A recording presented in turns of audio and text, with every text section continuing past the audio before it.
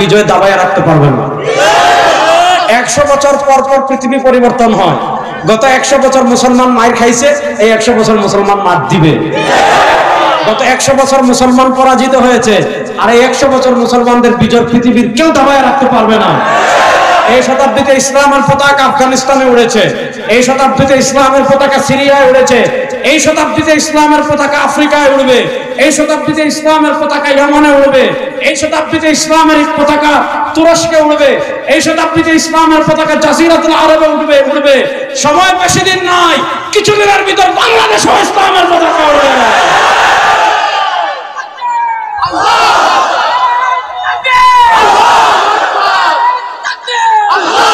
শুনেন,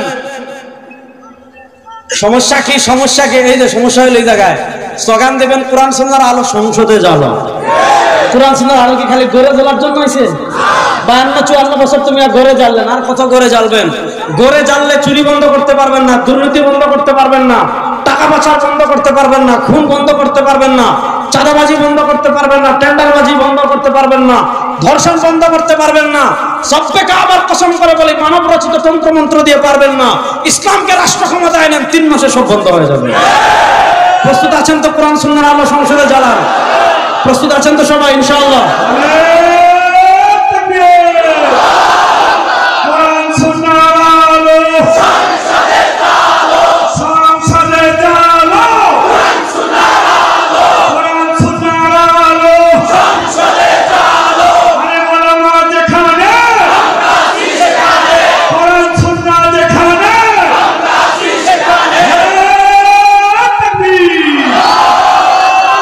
সময় কম, আমি আমার মূল বিষয়ের দিকে যাচ্ছি। দুনিয়াতে আমরা বিশ্বাস করি আমাদের রবকে। আওয়াজে বলেন, জোরে বলেন, আমাদের রবকে। আমাদেরকে সৃষ্টি করেছেন কে? আমাদেরকে রিজিক দেন কে? আমাদেরকে বাঁচিয়ে রেখেছেন কে? আমাদেরকে মৃত্যুর পর আবার জীবন দান করবেন কে? আমরা বিশ্বাস করি রব্বি আল্লাহ, আমরা বিশ্বাস করি লা ইলাহা ইল্লাল্লাহ, আমরা বিশ্বাস করি আলহামদুলিল্লাহি রাব্বিল। দেখেন, নাস্তিক আর আমাদের পার্থক্যের সীমারেখাটা বুঝেন। যারা আল্লাহকে রব মানে না, তাদের যুক্তি দলিল কি? যুক্তি। তারা যুক্তিতে ধরে না, এজন্য মানে না। তারা কবরের জগৎ মানে না, যুক্তিতে ধরে না। তারা পুনরুত্থান, মৃত্যুর পরের আরেক জীবন মানে না, যুক্তিতে ধরে না। তাদের কাছে সবচেয়ে বড় দলিল যুক্তি, আর আমাদের কাছে সবচেয়ে বড় দলিল আল্লাহর কোরআন। আল্লাহর কোরআন বলে, কুনতুম ফি রাইবিন মিনাল বাসি ফাইন্না খালাকনাকুম মিন তুরাব। তোমাদের যদি সন্দেহ লাগে যে আমার শরীর মাটির সাথে মিশে যাবে, আমার গোশত মাটির সাথে মিশে যাবে, আমার চর্বি মাটির সাথে মিশে যাবে, আমার হাড্ডি মাটির সাথে মিশে যাবে, আমার নাম থাকবে না, আমার কবরের চিহ্ন থাকবে না। মনে করেন নূহ আলাইহিস সালামের বন্যায় যারা মারা গিয়েছে, এদের কবরের চিহ্ন দুনিয়াতে আছে, এদের নাম নিশানা দুনিয়াতে আছে। আজ থেকে 500 বছর আগে এই এলাকায় যারা বসবাস করত, তাদের নামও নাই, ঠিকানাও নাই, কবরও নাই, কিচ্ছু নাই। সব মুছে যাওয়ার পর আবার উঠবো, এটা যুক্তিতে ধরে না, তারা মানে না। আল্লাহ বলেন, কুনতুম ফি রাইবিন মিনাল বাসি। আরে বেটা, পুনরুত্থান নিয়ে যদি তোদের সামান্য সন্দেহ থাকে, শুনো, ফাইন্না খালাকনাকুম মিন তুরাব। আপনি, আপনার বাবা, আপনার দাদা, আপনার 14 গোষ্ঠী, আমি, আমার বাবা, আমার দাদা, আমার 14 গোষ্ঠী, আমরা কেউ দুনিয়াতে ছিলাম না। আমাদেরকে সৃষ্টি করেছেন কে? যে আল্লাহ আমরা ছিলাম না সৃষ্টি করতে পারলেন, ওই আল্লাহ আমি যদি মারা যাই, আমার হাড্ডি গোশত চর্বি সব কবরের মাটির সাথে মিশে যায়, ওই আল্লাহ আমাকে আবার সৃষ্টি করতে পারবেন কি পারবেন না? জোরে বলেন, পারবেন কি পারবেন না? হিসাব খুবই সহজ। আসেন, আমরা বিশ্বাস করি আসমান সৃষ্টি করেছেন কে? জোরে বলেন। জমিন সৃষ্টি করেছেন কে? আমরা বিশ্বাস করি আল্লাহুল্লাযী খালাকাকুম, আমাদেরকে সৃষ্টি করেছেন আল্লাহ। সুম্মা রাযাকাকুম, এরপর সৃষ্টি আমাদেরকে রিজিক দেন আল্লাহ। সুম্মা ইউমীতুকুম, আমাদেরকে মৃত্যু দিবেন আল্লাহ। সুম্মা ইউহয়িকুম, আমাদেরকে মৃত্যুর পর আবার সৃষ্টি করবেন আল্লাহ। সুতরাং আমরা বিশ্বাস করি আসমানের মালিক আল্লাহ, জমিনের মালিক আল্লাহ, চন্দ্রের মালিক আল্লাহ, সূর্যের মালিক আল্লাহ, আবহাওয়ার মালিক আল্লাহ, রিজিক দেওয়ার মালিক আল্লাহ, সবকিছুর মালিক যেহেতু আল্লাহ। আকীদা ক্লিয়ার। সার্বভৌমত্ব কারো বাপের হতে পারে না, সার্বভৌমত্ব কারো নেতার হতে পারে না, সার্বভৌমত্ব কারো নেত্রীর হতে পারে না, সার্বভৌমত্ব ভারতের হতে পারে না, সার্বভৌমত্ব আমেরিকার হতে পারে না, সার্বভৌমত্ব পৃথিবীর কোন সুপার পাওয়ারের হতে পারে না। আমরা বিশ্বাস করি সার্বভৌমত্বের মালিককে। তাও বলেন সার্বভৌমত্বের মালিক যদি আল্লাহ হন, তাহলে আল্লাহর জমিনে আইন চলবে আব্রাহাম লিঙ্কনের? না, রাস্তা বলেন। আল্লাহর জমিনে আইন চলবে কার? আমেরিকা? আল্লাহর জমিনে আইন চলবে কার? জাতিসংঘের?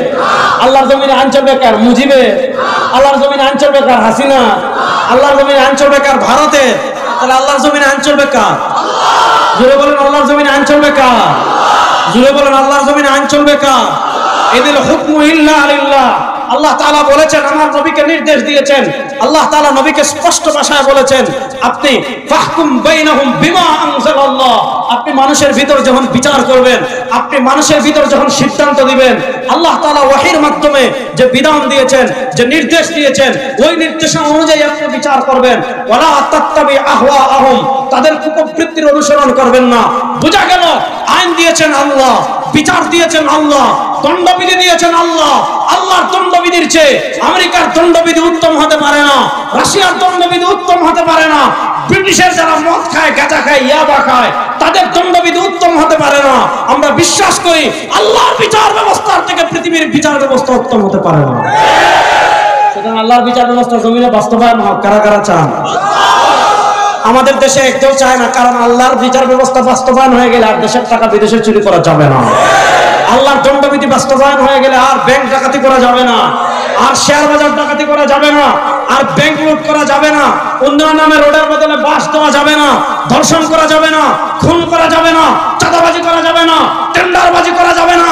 এই 54 বছরের বাংলাদেশে ব্রিটিশের বিচার ব্যবস্থা আপনারা দেখেছেন, ওই ব্রিটিশের বিচার ব্যবস্থা বাংলাদেশে ব্যর্থ প্রমাণ হয়েছে। ওই ব্রিটিশের বানানো বিচার ব্যবস্থা এই বাংলাদেশে আমরা আর চাই না। আল্লাহর কোরআনের বিচার ব্যবস্থা বাস্তবায়ন করার জন্য প্রস্তুত আছেন না?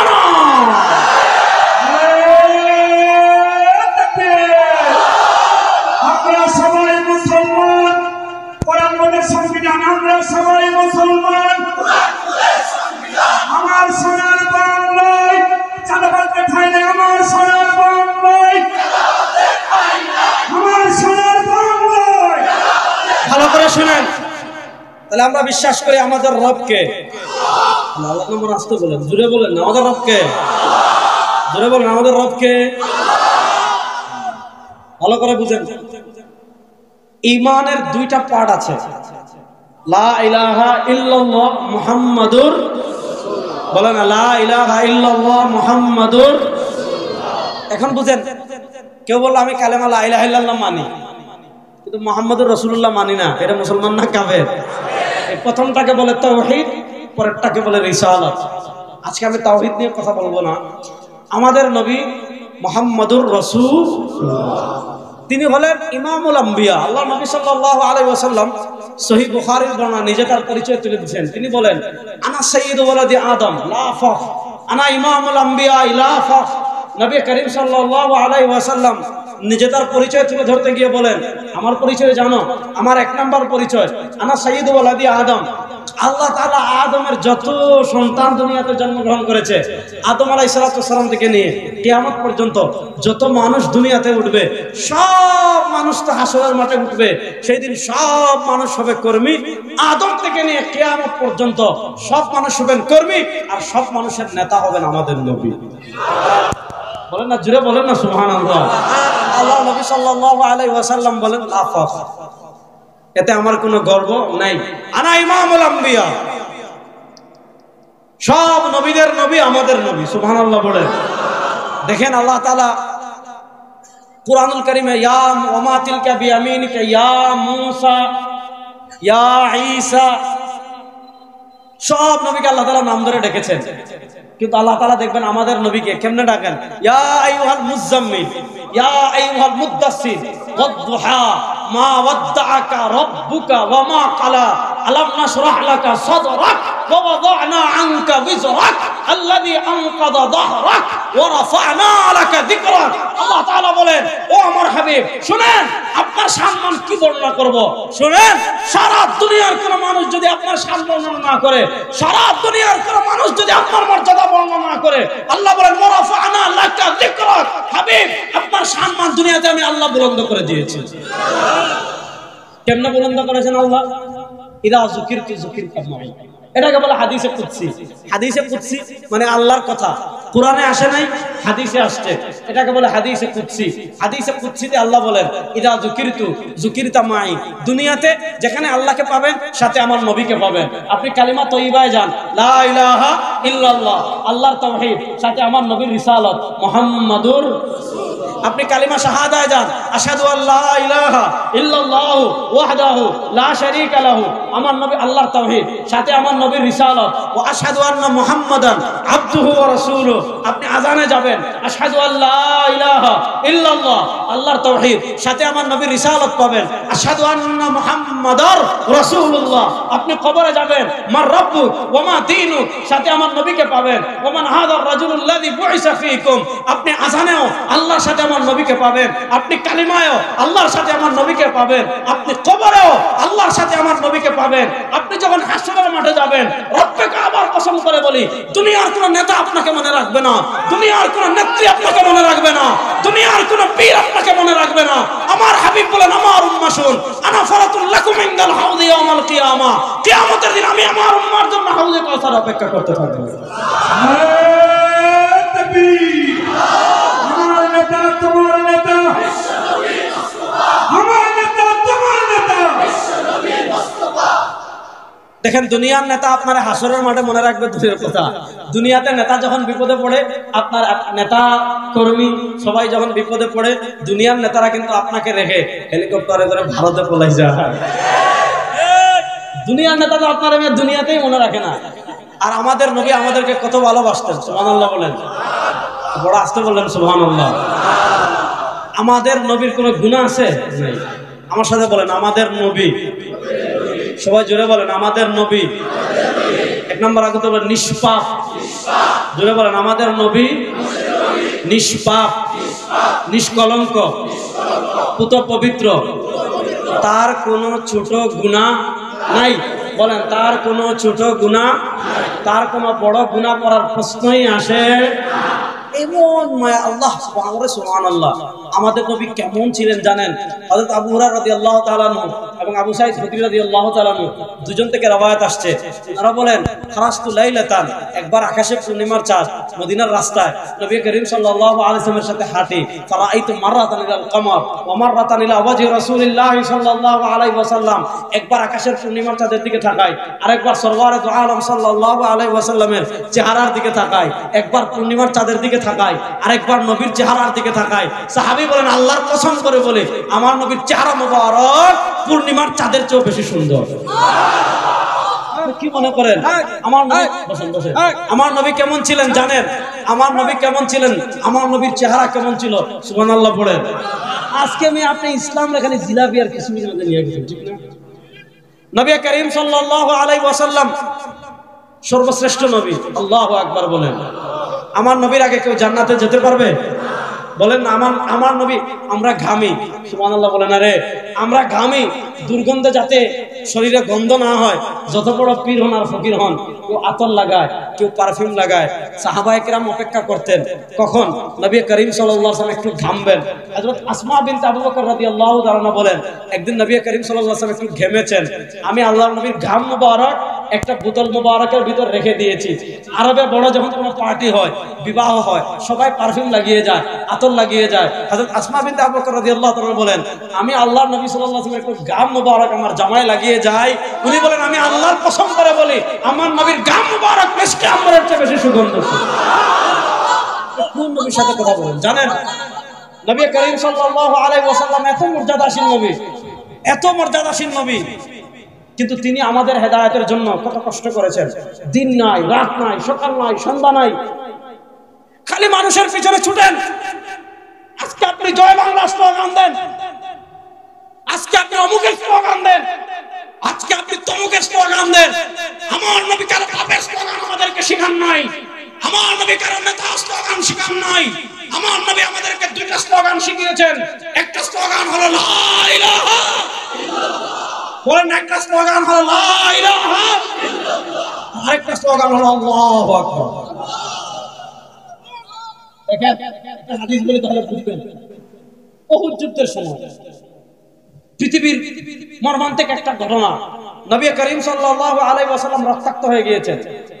হযরত মালিক ইবনে সিনান রাদিয়াল্লাহু তাআলা আনহু বলেন, আমি যখন দেখলাম সরওয়ারে দু আলম সাল্লাল্লাহু আলাইহি ওয়াসাল্লামের মাথা মুবারক থেকে রক্ত পড়ছে, হযরত মালিক ইবনে সিনান রাদিয়াল্লাহু তাআলা আনহু বলেন, আমি দৌড় দিয়ে গিয়ে মুখ লাগিয়ে আল্লাহ নবী সাল্লাল্লাহু আলাইহি ওয়াসাল্লামের রক্ত মুবারক পান করে ফেললাম। আল্লাহ নবী বলেন, ও মালিক ইবনে সিনান, শুনো, তুমি যে আমার রক্ত মুবারক পান করেছো, আল্লাহ তাআলা তোমার উপর জাহান্নামের আগুনকে হারাম করে দিয়েছে।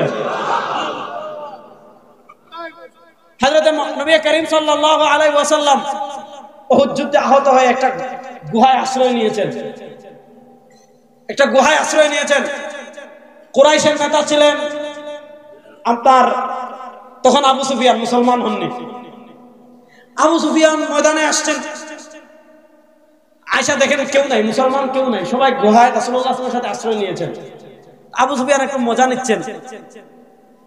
কি মজা নিচ্ছেন? উনি ডাকতেছেন, আইনা ইবনুল খাত্তাব, ও খাত্তাবের বেটা ওমর, কই মাথা তুলো।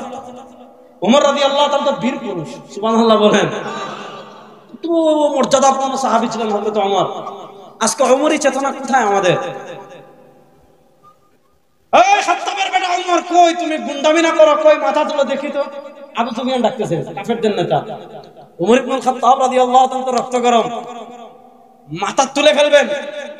আল্লাহ নবী সাল্লাল্লাহু আলাইহি ওয়াসাল্লাম ওমরকে বলেন, ওমর বসো, বসো, জবাব দেওয়ার দরকার নাই। ওমর রাদিয়াল্লাহু তাআলা বসে রইলেন। আবু সুফিয়ান যখন দেখলেন কি রে, ওমর রাদিয়াল্লাহু তাআলা জবাব দেন না, উনি আবার ডাকেন, আইনা ইবনে আবি কুহাফা, ও কুহাফার বেটা আবু বকর, কোথায় তুমি? মাথা তুলো। ওমর রাদিয়াল্লাহু তাআলা আবার নড়াচড়া করেন। আল্লাহ নবী সাল্লাল্লাহু আলাইহি ওয়াসাল্লাম ওমর রাদিয়াল্লাহু তাআলাকে বসাই দিলেন। আবু সুফিয়ান 3 নম্বরে ডাকেন, আইনা ইবনে মুহাম্মদ, আইনা মুহাম্মদ ইবনে আব্দুল্লাহ, ও মুহাম্মদ সাল্লাল্লাহু আলাইহি ওয়াসাল্লাম আপনি কোথায়? আল্লাহ নবী সাল্লাল্লাহু আলাইহি ওয়াসাল্লাম ওমর রাদিয়াল্লাহু তাআলাকে শান্ত করে বসাই দিলেন গুহায়। আবু সুফিয়ান দেখলেন কি রে, ওমর রাদিয়াল্লাহু তাআলাকে ডাকি জবাব দেয় না, সিদ্দিক আকবরকে ডাকি জবাব দেয় না, সরওয়ারে দু আলম সাল্লাল্লাহু আলাইহি ওয়াসাল্লামকে ডাকি জবাব দেয় না। তখন তার সাহস একটু বেড়ে গেল। তখন তিনি স্লোগান দিলেন, উলু হুবাল। হুবাল একটা মূর্তি পাহাড়ের উপর বানিয়ে রাখছেন। উলু মানে জয়, আর বলে জয় বাংলা, বলে না? আচ্ছা যাক, উলু মানে জয়, সমুন্নত হোক হুবাল। হুবাল একটা মূর্তির নাম। তিনি যখনই বলেছেন উলু হুবাল, হুবাল সর্বাপেক্ষা বড়, হুবালের জয় হোক। আল্লাহ নবী বলেন, ওমর এখন আর চুপ থাকা যায় না, এতক্ষণ আমাদেরকে ডাকছে, কোনো সমস্যা নাই। আল্লাহর উপর তারা হুবালের স্লোগানকে উঠিয়ে দিচ্ছে। ওমর দাঁড়াও, তুমি দাঁড়িয়ে বলো আল্লাহু আকবার। হযরত ওমর ইবনুল খাত্তাব রাদিয়াল্লাহু তাআলা আনহু, হযরত ওমর ইবনুল খাত্তাব রাদিয়াল্লাহু তাআলা আনহু উহুদের পাহাড়ের সেই গুহা, আজও সেই গুহা তারা ব্যারিকেড দিয়ে দিয়েছে, হাজিরা হতে যায়, ওখানে যেতে যায় না। আমার নবীর রক্ত মুবারক, যেই পাথরে আমার নবীর রক্ত মুবারক আহত হওয়ার পর যেই গুহায় আশ্রয় নিয়েছিলেন, আপনার যদি আধ্যাত্মিক শক্তি থাকে আপনি ওই পাহাড়ের পাশে দাঁড়াবেন, দেখবেন ওই পাহাড় থেকে জান্নাতের ঘ্রাণ পাওয়া যায়। এক সাহাবী বলেন, আমি উহুদ যুদ্ধে গিয়েছি, বুখারী শরীফের রওয়ায়াত আসছে, উনি বলেন আমি যখন উহুদের পাশে গিয়েছি, গিয়ে দেখতে পেলাম উহুদ পাহাড় থেকে জান্নাতের ঘ্রাণ আসে। উনি বলেন, ইয়া রাসূলুল্লাহ ইন্নী আজিদু রিহাল জান্নাহ মিন কিবালি উহুদিন, ওগো আল্লাহর নবী, আমি তো উহুদ পাহাড় থেকে জান্নাতের ঘ্রাণ লাভ করছি। ওই সাহাবী তরবারি নিয়ে গিয়েছেন, কে যুদ্ধ করতে করতে আল্লাহর রাস্তায় শহীদ হয়ে গিয়েছেন। নবী করিম সাল্লাল্লাহু আলাইহি ওয়াসাল্লাম ওমরকে বললেন, ওমর মাথা তুলো, দাঁড়িয়ে বলো, এই জমিনের মালিক আল্লাহ, এই আসমানের মালিক আল্লাহ, এই জমিনের মালিক আল্লাহ। এখানে হুবালের স্লোগান চলবে না, এখানে উজ্জার স্লোগান চলবে না, এখানে কোনো সুপার পাওয়ারের স্লোগান চলবে না, কারো পাপের স্লোগান চলবে না। মুমিনের ঈমান দীপ্ত স্লোগান হবে আল্লাহু আকবার।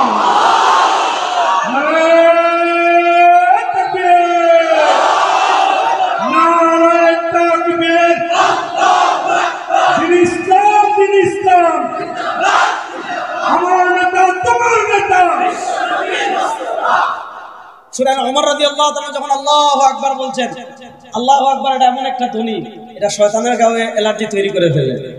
এজন্য আপনি বাংলাদেশের রাজপথে আল্লাহু আকবার বলবেন, দেখুন কোন জঙ্গি তোমার বাপের মাথা।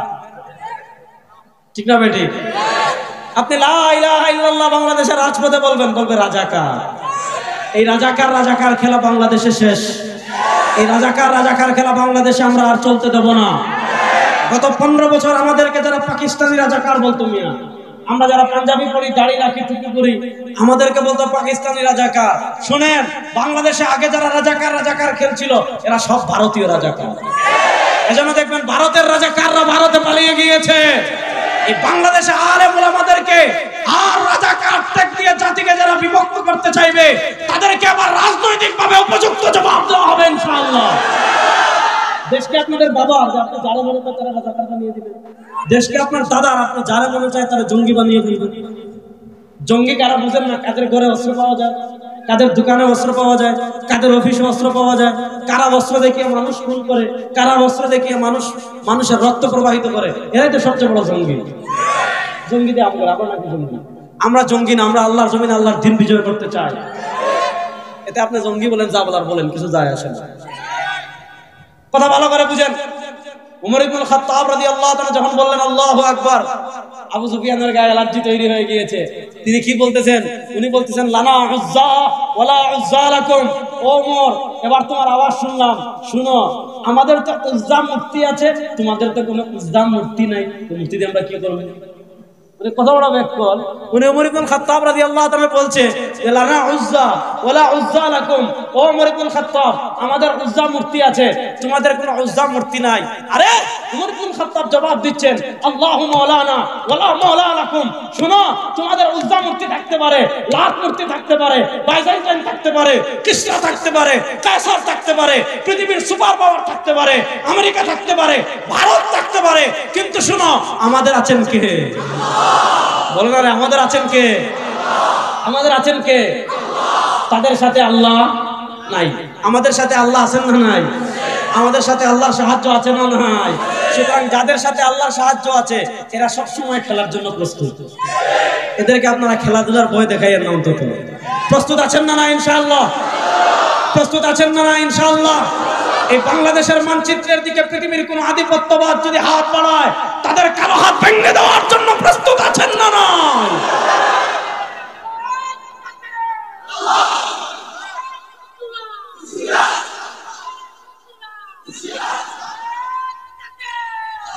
তাহলে আবার মূল পয়েন্টে আসেন, আমাদের নবীর সম্মান বুলন্দ করেছেন কে?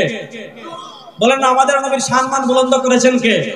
দেখেন, আমার নবীকে আল্লাহ কত ভালোবাসতেন, সুবহানাল্লাহ বলেন। ভাই, ইন্ডিয়া পাকিস্তানে যদি যুদ্ধ লাগে আমরা কার পক্ষে? আরে ভাই, যুদ্ধ কর, বাংলাদেশের পোলাপাইন এমন কিউট। মনে করেন ভারত পাকিস্তানে ক্রিকেট খেলা হচ্ছে, যদি ভারত হারে, পাকিস্তানের সাথে না, পৃথিবীর কোথাও যদি ভারত মারা খায়, বাংলাদেশে একটা ঈদ ভাব চলে আসে। ঠিক না বেটি? আপনি দেখেন, মনে করেন ভারত আর চীন যুদ্ধ লাগছে, চীনও মুসলমান না, ভারতও মুসলমান না, দেখবেন ভারত যদি মারা খায় বাংলাদেশের মুসলমান অটোমেটিকলি খুশি। ঠিক না বেটি? ওই 3-4 দিন আগে দেখলাম চীনের এক সীমান্তে ভারতের সৈন্য মারা গেছে, বাংলাদেশের পোলাপাইন স্ট্যাটাস দিচ্ছে পৃথিবীর যেখানেই হোক ভারত মারা খাইছে, পুরান ঢাকায় গিয়ে কাচ্চি খাবো। বুঝছেন? পুরান ঢাকায় গিয়ে কি কাচ্চি খাবো। আমি একবার চিটাগাং থেকে আসতেছি গ্রিন লাইন বাসে, এটা আরো 3-4 বছর আগে হবে, গ্রিন লাইন বাসে আসতেছি, ভারত পাকিস্তানের খেলা হচ্ছে, ক্রিকেট খেলা। ওরে বাপ রে বাপ, আমি তো আমার কম্বল মুড়ি দিয়ে বসে আছি, তো পোলাপাইন আছে কিছু, মানে পুরা বাসে ভারত খালি হারছে, মনে হইতাছে যে বাংলাদেশের বিশ্বকাপ নিয়ে এসে, পোলাপাইন বাসে এত খুশি। দেখেন, ভারত পাকিস্তানের যুদ্ধ, ভারত চীনে যদি লাগে, ভারত যেহেতু আমাদের উপর জুলুম করে, তারা আমাদের এখানে আধিপত্যবাদ বিস্তার করে, আমাদের এখানে রাতের ভোটে ক্ষমতায় সরকার বসাই দেয়, বিনা ভোটে বসাই দেয়, বাংলাদেশের নানা আধিপত্যবাদ তারা বিস্তার করে। এজন্য ভারত পৃথিবীর কোথাও মারা খাইলে সবচেয়ে বেশি বাঙালি খুশি। তো রাসূলুল্লাহ সাল্লাল্লাহু আলাইহি ওয়াসাল্লাম যখন মক্কায় ছিলেন, মনোযোগ, পৃথিবীর 2 সুপার পাওয়ার, একটা কিসরা আর একটা রোমান। কিসরা এরা হলো অগ্নি পূজক, আগুনের পূজা করে, এরা মুশরিক। আর রোমান এরা মুসলমান না, তবে আহলে কিতাব। আহলে কিতাব মানে আল্লাহ মানে আমাদের নবী মানে না, আহলে কিতাব অর্থাৎ মূর্তি পূজকের তুলনায় এরা আমাদের কিছুটা কাছাকাছি। যুদ্ধ হয়েছে, রোমানরা পরাজিত হয়েছে। তো যেহেতু এদের তুলনায় এরা একটু আমাদের কাছাকাছি, তারা পরাজিত হওয়ার কারণে আল্লাহ নবী সাল্লাল্লাহু আলাইহি ওয়াসাল্লাম একটু কষ্ট পেয়েছেন, আর এরা বিজয় হওয়ার কারণে আবু জেহেল খুশি। আল্লাহ তাআলা তার হাবিবকে কত ভালোবাসতেন, আল্লাহ তাআলা তার নবীকে কত ভালোবাসতেন, আল্লাহ তাআলা তার হাবিবকে কত প্যার করতেন। রোমানদের পরাজয়ে আমার নবী একটু কষ্ট পেয়েছেন। আল্লাহ তাআলা কোরআনুল কারীমে সূরাতুর রূম নাযিল করে দিয়েছেন, আলিফ লাম মিম গুলিবাতির রূম ফি আদনাল আরদি ওয়া হুম মিন বাদি গালাবিহিম সায়াগলিবুন। ও আমার হাবিব, রোমানদের পরাজয়ে আপনি মন খারাপ করবেন না, কিছুদিনের ভিতরে আরেকটা যুদ্ধ হবে, ওই যুদ্ধে আল্লাহ তাআলা রোমানদেরকে বিজয় দান করবেন। নবীকে আল্লাহ কত ভালোবাসতেন। নবী করিম সাল্লাল্লাহু আলাইহি ওয়াসাল্লাম মক্কার কাফেরেরা নবী করিম সাল্লাল্লাহু আলাইহি ওয়াসাল্লামের কোনো দোষ ত্রুটি কিছুই বের করতে পারে না। এখন শেষে একটা বের করছে, কই কি জানেন? মুহাম্মদ সাল্লাল্লাহু আলাইহি ওয়াসাল্লাম আফতার মানে নির্বংশ, আমাদের বাংলা ভাষায় বলে বন্ধা, যার বংশ নাই। আচ্ছা বলেন, আমাদের নবীর বংশ আছে না নাই? আমার নবীকে নির্বংশ, আমার নবীকে বন্ধা জীবনে না। কিন্তু দেখে কি কই, মুহাম্মদ সাল্লাল্লাহু আলাইহি ওয়াসাল্লামের তো কোনো ছেলে সন্তান জীবিত থাকেন না, সুতরাং তিনি বন্ধা না, তারপরেও বন্ধা বলে। আল্লাহ নবী সাল্লাল্লাহু আলাইহি ওয়াসাল্লাম রাস্তা দিয়ে হাঁটলে টিটকারি মারে, বলে আফতার। বাজারে গেলে টিটকারি মারে, বলে আফতার। কাবায় গেলে টিটকারি মারে, বলে আফতার। দাওয়াতের কাজে গেলে টিটকারি মারে, বলে আফতার। আল্লাহ নবী সাল্লাল্লাহু আলাইহি ওয়াসাল্লাম তো মানুষ, তার বড় কষ্ট লাগে, হৃদয়ে ব্যথা লাগে, টিটকারি মারে, হৃদয়ে ব্যথা লাগে। আল্লাহ তাআলা কোরআনে আয়াত নাযিল করে দিয়েছেন, আল্লাহ তাআলা কোরআনে সূরা নাযিল করে দিয়েছেন, ইন্না আতাইনাকাল কাউসার ফাসাল্লি লিরাব্বিকা ওয়ানহার ইন্না শানিআকা হুয়াল আবতার। ও আমার হাবিব, কাফেররা আপনাকে আফতার বলে, কাফেররা আপনাকে নির্বংশ বলে, আপনি মন খারাপ কেন করেন? আরে শুনেন, জান্নাতের স্পেশাল একটা নহর হাউজে কাউসার আপনার নামে রেজিস্ট্রেশন করে দিলাম। ইন্না শানিআকা হুয়াল আবতার। আপনাকে যারা নির্বংশ বলবে, এদের 14 গোষ্ঠীর নির্বংশ। আমার নবীকে নির্বংশ বলছে আবু জেহেল, তার বংশ দুনিয়াতে আছে? আর কেউ যদি থাকেও, সে কি বলবে যে আমি আবু জেহেলের বংশধর? আচ্ছা বলেন, বাংলাদেশে এখন মীর জাফর, কেউ কি গর্ব করে বলে যে আমি মীর জাফরের বংশধর? এখন বাংলাদেশের কেউ কি গর্ব করে বলবে যে আমি শেখ হাসিনার চাচাতো ভাই? বলবেনি? বললে মানুষ দিবে একেবারে সোজা করে লাগে, ঠিক না বেটি? তাহলে বোঝা গেল আল্লাহ তার হাবিবকে কত ভালোবাসতেন, যে আল্লাহ তাআলা আর নবীকে হাসরের মাঠে সংরক্ষিত এলাকা আল্লাহ কোন নবীকে দেন নাই। আমার নবীকে স্পেশাল এলাকা দিয়েছেন হাউজে কাউসার। ওই হাউজে কাউসার কি সরওয়ারে দু আলম সাল্লাল্লাহু আলাইহি ওয়াসাল্লাম সহিহ হাদিসে বলেন, ওয়া আদাদু কুবিহি মিসলু আদাদিন নুজুম, ওয়া আদাদি কুবিহি মিসলু আদাদিন নুজুম। আল্লাহ তাআলা আসমানে যত তারকা রেডি করে রেখেছেন, সারা দুনিয়ার মুসলমান না, সারা দুনিয়ার মানুষ মিলে যদি সিদ্ধান্ত নেন আসমানের তারকা গুণে শেষ করব, আল্লাহ তাআলা বলেন আসমানের তারকা সারা দুনিয়ার মানুষ গুণে শেষ করতে পারবেন না। আসমানের তারকা সমপরিমাণ পানপাত্র, এখানে আপনারা বোতল রাখছেন মাত্র একটা। আল্লাহ তাআলা হাউজে কাউসারের পারে আসমানের তারকা পরিমাণ পাত্র রেডি করে রেখেছেন। কিয়ামতের দিন সরওয়ারে দু আলম তার উম্মতকে হাউজে কাউসার থেকে পানি পান করাবে। আল্লাহ নবীর হাতে হাউজে কাউসারের পানি পান করতে চান কারা কারা? দেখে হাত তুলুন।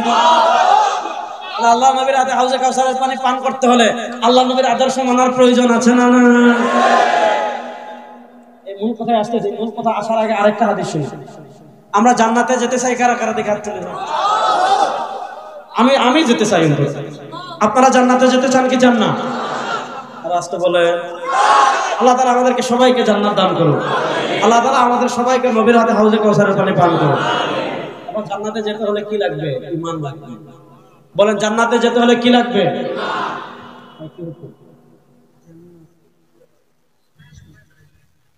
10 মিনিট, ওকে, কোনো সমস্যা। 20 মিনিট, আলহামদুলিল্লাহ। আমার ওয়াজ তো শুরুই হয় না এখন। বিরক্ত হচ্ছেন? ভালো করে শুনেন, আমাদের নবী আমাদেরকে কত ভালোবাসতেন হাদিস শুনেন। ইমাম বাজ্জার রাহিমাহুল্লাহ মুসনাদে বাজ্জার হাদিস এনেছেন। নবী করিম সাল্লাল্লাহু আলাইহি ওয়াসাল্লাম বলেন, লিকুল্লি নাবিয়্যিন দাওয়াতুন মুস্তাজাবা ওয়া ক্বাদ তাআজ্জালা কুল্লু নাবিয়্যিন দাওয়াতাহুম ওয়া ইন্নী ইখতারতু দাওয়াতি লিআহলিল কাবায়ির মিন উম্মতি।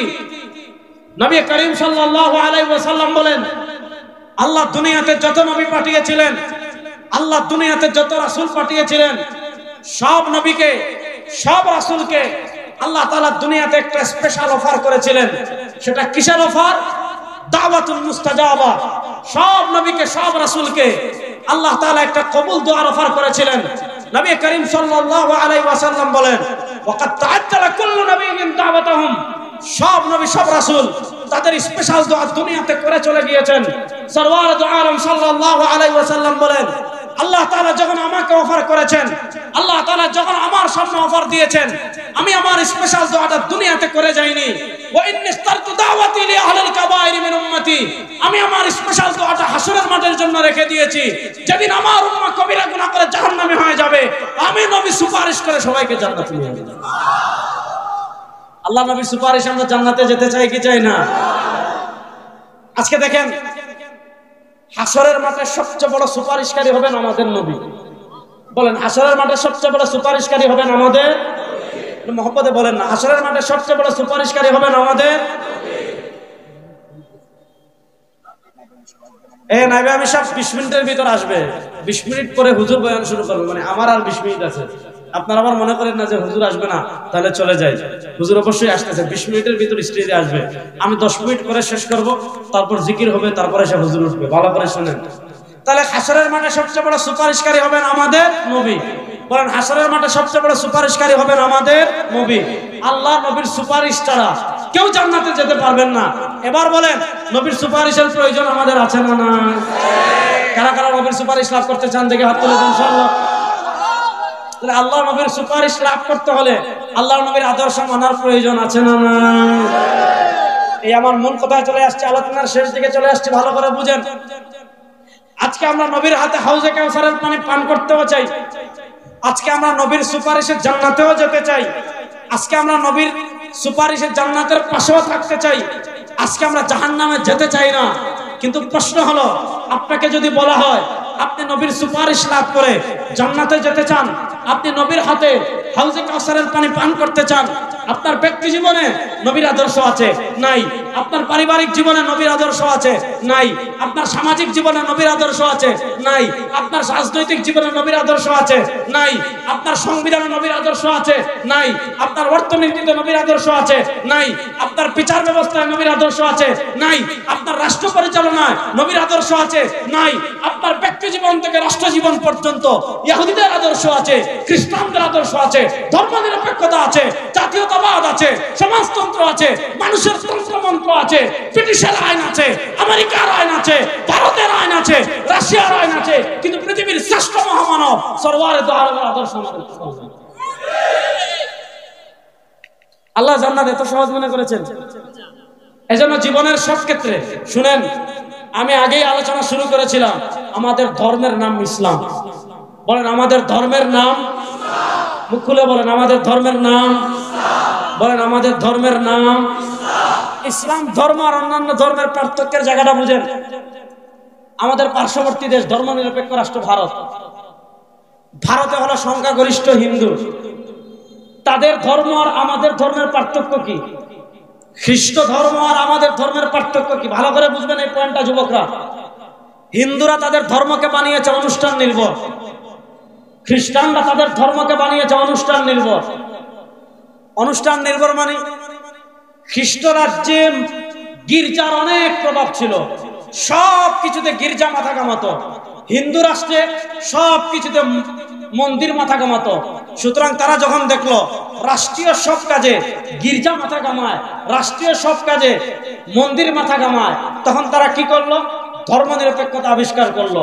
ধর্মনিরপেক্ষতা আবিষ্কার করে বলল, আপনি ধর্মের বিষয় মন্দিরের মধ্যে থাকেন, ধর্মের বিষয় গির্জার মধ্যে থাকেন। রাষ্ট্র কেমনে চলবে? গির্জা মাথা কামাবে না। রাষ্ট্র কেমনে চলবে? মন্দির মাথা কামাবে না। রাষ্ট্রের অর্থনীতি কি হবে? গির্জা মাথা কামাবে না। রাষ্ট্রের অর্থনীতি কি হবে? মন্দির মাথা কামাবে না। রাষ্ট্রের বিচার ব্যবস্থা কি হবে? গির্জা মাথা কামাবে না। রাষ্ট্রের বিচার ব্যবস্থা কি হবে? মন্দির মাথা কামাবে না। রাষ্ট্রের ক্ষমতায় কারা আসবে? গির্জা মন্দির মাথা কামাবে না। রাষ্ট্রের সংবিধান কেমন হবে? গির্জা মন্দির মাথা কামাবে না। রাষ্ট্র কেমনে চলবে? গির্জা মন্দির মাথা কামাবে না। তাহলে গির্জা মন্দিরের কাজ কি তারা শুধু ধর্ম পালন করবে। হিন্দুরা বলে মন্দিরের বাহিরে ধর্ম বের হবে না, খ্রিস্টানরা বলে মন্দিরের বাহিরে গির্জার বাহিরে ধর্ম বের হবে না। রাষ্ট্র কেমনে চলবে? ধর্ম মাথা কামাবে না। সমাজ কেমনে চলবে? ধর্ম মাথা কামাবে না। অর্থনীতি কেমনে হবে? ধর্ম মাথা কামাবে না। বিচার ব্যবস্থা কি হবে? ধর্ম মাথা কামাবে না। সংবিধান কি হবে? না, ধর্ম মাথা কামাবে না। রাষ্ট্র কার সাথে সন্ধি করবে? ধর্ম মাথা কামাবে না। ধর্ম থাকবে গির্জায়, ধর্ম থাকবে মন্দিরে। ধর্ম আলাদা, রাষ্ট্র আলাদা। ধর্ম ধর্মের মতো ওইদিকে, রাষ্ট্র রাষ্ট্রের মতো ওইদিকে। আমাদের স্পষ্ট কথা, যারা বলবে ধর্ম আলাদা রাষ্ট্র আলাদা, রাষ্ট্রে ধর্ম লাগবে না, রাষ্ট্র ধর্মের প্রয়োজন নাই, কেউ যদি বুঝে সুস্থ এই কথা বলে তার ইমান থাকবে না। হিন্দু ধর্ম বলে ধর্ম কোথায়? বলে যখন মন্দিরে পূজার সময় আসবে, মন্দিরে যাবেন, মূর্তি বানাবেন, 3 দিন গান বাজনা করবেন, তারপরে একটা ট্রাকে মূর্তিটা তুলবেন, গান বাজনা করে করে করে করে করে করে মূর্তিটা নদীতে ফেলাই দিবেন। আপনি হিন্দু। তাকে জিজ্ঞাসা করেন, ভাই আমি খাবো কেমনে? তার ধর্ম তার ডিরেকশন দিবে না। ভাই তুই যা মন চায় খা। ঘুমাবে কেমনে? ধর্ম ডিরেকশন দিবে না, যেভাবে মন চায় ঘুমা। বাথরুমে যাবে কেমনে, বের হবে কেমনে? ধর্ম ডিরেকশন দিবে না, যেভাবে মন চায় যা, যেভাবে মন চায় বের হবে। পরিবার চালাবে কেমনে, বিয়ে শাদী করবে কেমনে? ধর্ম ডিরেকশন দেয় না, যেভাবে মন চায় করেন। রাজনীতি করবেন কেমনে? ধর্ম ডিরেকশন দেয় না, যেভাবে মন চায় করেন। সমাজ চালাবেন কেমনে? ধর্ম ডিরেকশন দেয় না, যেভাবে মন চায় চালান। রাষ্ট্র চালাবেন কেমনে? ধর্ম ডিরেকশন দেয় না, যেভাবে মন চায় চালান। বিচার করবেন কেমনে? ধর্ম ডিরেকশন দেয় না, আপনারা আইন বানাই ফেলেন। অর্থনীতি পরিচালনা করবেন কেমনে? ধর্ম ডিরেকশন দেয় না, আপনারা আইন বানান। এর বিপরীত আমাদের ইসলাম। ইসলাম আর তাদের পার্থক্যের জায়গা কি? তাদের ধর্ম শুধু মন্দিরে, তাদের ধর্ম শুধু গির্জায়, এর বাইরে আর তাদের ধর্মের ডিরেকশন নাই। তারা যেটা ভালো মনে করে ওইটা করে, কারণ তারা ধর্ম নিরপেক্ষতায় বিশ্বাসী। এর বিপরীত আমাদের ইসলাম। আপনি যখন তাওহীদ এবং রিসালাতে বিশ্বাসী হয়ে যাবেন, আপনি যখন লা ইলাহা ইল্লাল্লাহ এবং মুহাম্মাদুর রাসূলুল্লাহ বিশ্বাসী হয়ে যাবেন, আপনি যেভাবে মন চায় খেতে পারবেন। আপনি খাবেন কিভাবে? আমাদের ধর্মে আছে না নাই? জোরে বলেন। আপনি ঘুমাবেন কিভাবে? আমাদের ধর্মে আছে না নাই? আপনি বাথরুমে যাবেন কিভাবে, বের হবেন কিভাবে? আমাদের ধর্মে আছে না নাই? আপনি ব্যবসা করবেন কিভাবে? আমাদের ধর্মে আছে না নাই? আপনি বিয়ে শাদী করবেন কেমনে? আমাদের ধর্মে আছে না নাই? আপনি ত্যায্য সম্পত্তি বন্টন করবেন কেমনে? আমাদের ধর্মে আছে না নাই? আমি রাজনীতি করবো কেমনে? এটা বুঝা বলেন, বুঝা বলেন। আমি রাজনীতি করবো কেমনে? আমার ধর্মে আছে না নাই? আমি বিচার করবো কেমনে? আমার ধর্মে আছে না নাই? আমি হাইকোর্ট সুপ্রিম কোর্ট চালাবো কেমনে? আমার ধর্মে আছে না নাই? আমি অর্থনীতি পরিচালনা করবো কেমনে? আমার ধর্মে আছে না নাই? আমি সংসদ চালাবো কেমনে? আমার ধর্মে আছে না নাই? আমি রাষ্ট্র চালাবো কেমনে? আমার ধর্মে আছে না নাই? এবার আমাদের ভিতর ঢুকাই দিয়েছে ধর্ম নিরপেক্ষতার ট্যাবলেট। বলে কি জানেন? আরে ভাই, ধর্ম মসজিদে, নাউজুবিল্লাহ, মসজিদে ধর্ম থাকবে না? থাকবে। কিন্তু আমাদেরকে শিখায়, হিন্দুরা বলে ধর্ম শুধু মন্দিরে, খ্রিস্টানরা বলে ধর্ম শুধু গির্জা, আর আমাদেরকে বলে ধর্ম শুধু মসজিদে, ধর্ম শুধু খানকায়, ধর্ম শুধু মাদ্রাসায়, ধর্ম শুধু মাজারে। রাষ্ট্রে লাগবে না, সংসদে লাগবে না, বিচারে লাগবে না, অর্থনীতিতে লাগবে না, সংবিধানে লাগবে না। আমরা বলি না, এটা যদি কেউ বলে তার ঈমান থাকবে না।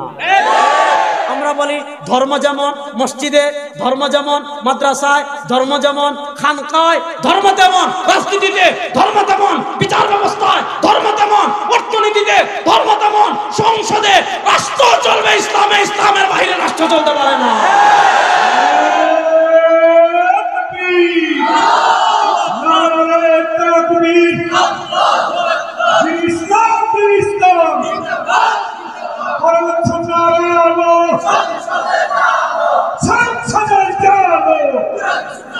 আপনারা মনে হয় ক্লান্ত হয়ে গেছেন নাকি? তাহলে বলেন, ধর্ম নিরপেক্ষতা আমরা বিশ্বাস করি। দুনিয়াতে আপনি বলবেন, দুনিয়াতে দেখবেন, দেখে বলবে যে আপনার সঙ্গে আপনার লেকচারটা ভালো লাগে, আপনি কেন রাজনীতি করেন? বলে কি বলে না? আরে পিসাব, আপনার এত মুরিদ, আপনি খানকায় বসে থাকলে গরু আসবে, চাল আসবে, ডাল আসবে, টাকা আসবে, আপনি কেন আবার বের হইলেন? এটা কেন মনে করে জানেন? এই যে ধর্ম নিরপেক্ষতা মাথায় ঢুকাই দিছে। তারা মনে করে হুজুরদের কাজ খালি দোয়া করা, হুজুরদের কাজ খালি মিলাদ করা, হুজুরদের কাজ খালি ইমামতি করা। না, মসজিদে যেমন ইসলাম রাজনীতিতে তেমন ইসলাম, রাষ্ট্রেও তেমন ইসলাম প্রতিষ্ঠা করা লাগবে। এই ধর্ম নিরপেক্ষতার ভূত আমাদের মাথায় ঢুকাই দিছে, এই জন্য সেকুলার হয়ে যায়। সেকুলার হয়ে কি বলে জানেন? রাষ্ট্রে ধর্মের দরকার নাই। ধর্ম কি খালি ঘরে থাকার জন্য হয়েছে রে? তাহলে বলেন রাষ্ট্র ধর্মের প্রয়োজন আছে না নাই? যুক্তি দিয়ে কি জানেন ভাই? রাষ্ট্রের তো জান্নাত জাহান্নাম নাই, রাষ্ট্রের আবার ধর্ম কি? রাষ্ট্রের তো ভাই মুখ নাই, রাষ্ট্রের আবার ভাষা কি? ঠিক না বেঠিক বলেন? তাহলে আমার কথার শেষ দিকে চলে আসছি। এই 52 বছর আমাদের ভিতর ধর্ম নিরপেক্ষতা তারা চাপাই দিছে। ধর্ম নিরপেক্ষতা দেখেছেন, নানা তন্ত্র দেখেছেন, নানা মন্ত্র দেখেছেন, কেউ কিছু করতে পারে নাই। একবার পরীক্ষামূলক ইসলামকে রাষ্ট্র ক্ষমতায় নেওয়ার জন্য আমার কোনাবাড়ির মুসলমানরা প্রস্তুত আছেন তো ইনশাআল্লাহ? কারা কারা প্রস্তুত আছেন ইনশাআল্লাহ?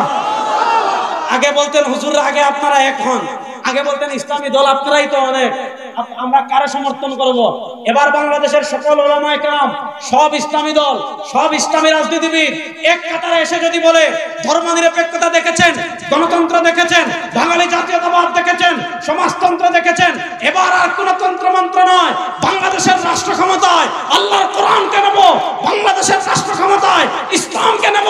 আমার গাজীপুরের প্রিয় সঞ্জি ইসলামকে রাষ্ট্র ক্ষমতায় নেওয়ার জন্য, কোরআনকে রাষ্ট্র ক্ষমতায় নেওয়ার জন্য প্রস্তুত আছেন না? না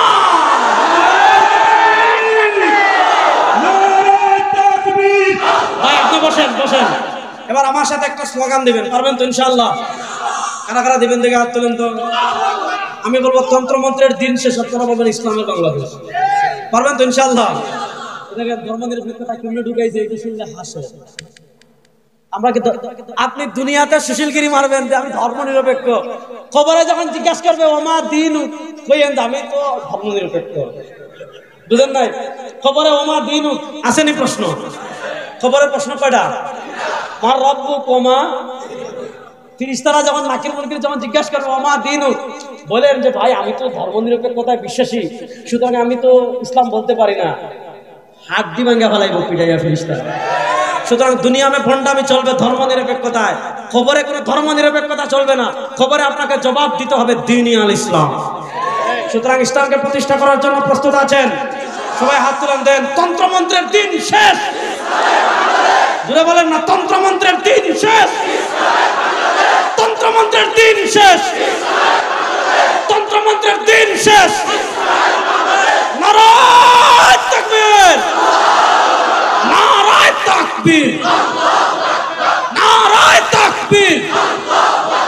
আমরা সবাই রাসূল সেনা, তোমার নেতা আমার নেতা। তন্ত্রমন্ত্রের দিন শেষ, ইসলামের